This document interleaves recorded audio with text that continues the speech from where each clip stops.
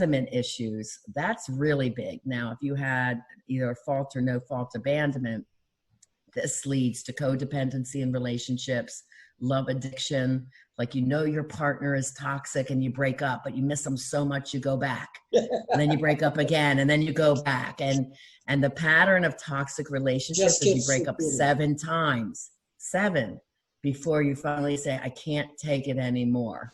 But you go through like depression and maybe post-traumatic stress when they leave you or you leave them.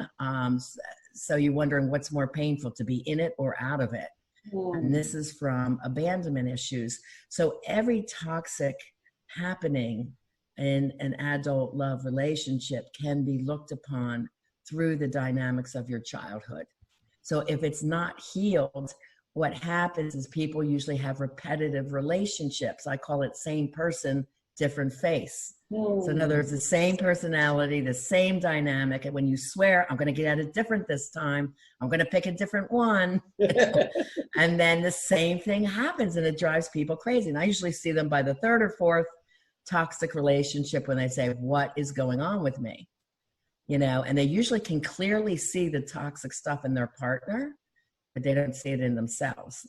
You know, so we have to go to dig really deep into the root of the issues. And that's what I do, going all the way back to childhood, and do some reparenting and get the unconscious to conscious awareness.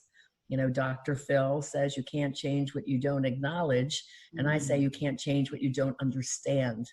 If you don't understand why you're doing what you're doing and it's repeating itself, it just drives you into great